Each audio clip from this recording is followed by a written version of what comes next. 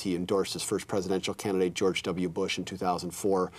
He went out and campaigned for the senator that beat Tom Daschle in 2004, the Democratic Senator Tom Daschle. So he's become much more partisan in a Republican capacity. And he's been able to do this because he stepped down from his official position as the head of Focus on the Family. And also, a lot of the Focus on the Family established a political arm so they could channel some of their money through this. So they've distinctly taken steps to do exactly what I talk about in the book, moving from kind of faith just being part of the public conversation to turning it into a distinct political partisan tool.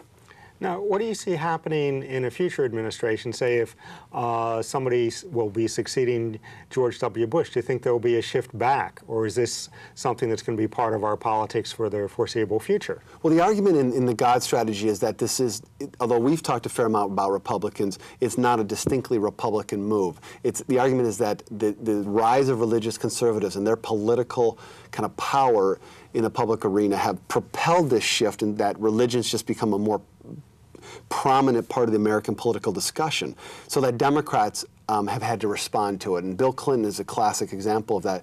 I mean, Clinton is far more religious than other Democratic presidents from Franklin Roosevelt forward. If you look at the current Democratic candidates, they're actually, in many respects, kind of more religious in their public discussion than all of the Republicans except Mitt Romney. So Hillary Clinton's known for her kind of Methodist faith. Barack Obama's been outspoken about his faith.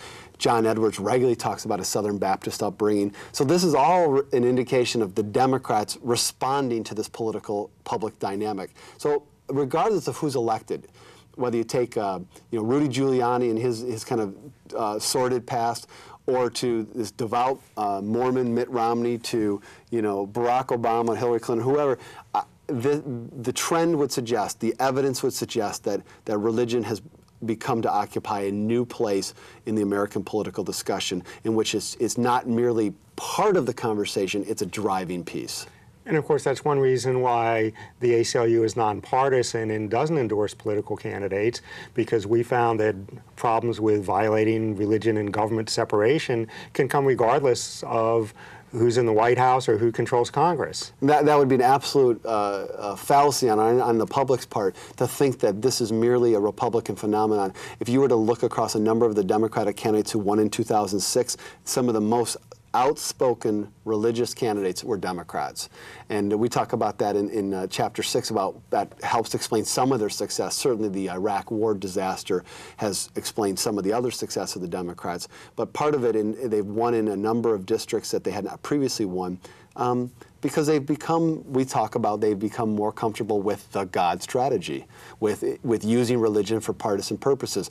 All of this is just not good. It's dangerous for the American political arena. It's dangerous for American democracy, for this grand experiment in democracy. So it's north-south, conservative, liberal, male, female. It's kind of religion and politics is come to occupy this central part of American politics. And the reality is it's something we all have to kind of stand up and stop. We've got a little bit of time left, so why don't you tell me how you happened to write a second book? Because you've written now 2 books on very similar topics. So what's the relationship between the new book coming out and the previous book here? The previous book, the God Willing book, it came out in the 2004 election, and so people were very interested in it. And people would regularly say, okay, I'm pretty convinced that what you're saying that George Bush is doing, he is doing. But what I want to know, they would say to me, is what Bush is doing different than other presidents, previous presidents. So it's a fair question. So in the God Strategy book, which comes out in November, we go back and we look from Franklin Roosevelt through the first 6 years of George W. Bush's presidency. And we look at that period because that's the period that scholars, historians have largely identified as what they call the modern presidency. The nation has become a superpower. It's a more ethnically diverse and more religiously diverse nation. The modern mass media are on the scene, so politicians have to think about how they communicate more thoughtfully, more strategically. So this book, the first book, propelled the latter one. And what I'm particularly pleased about is that I was both right but not telling the whole story in the first book.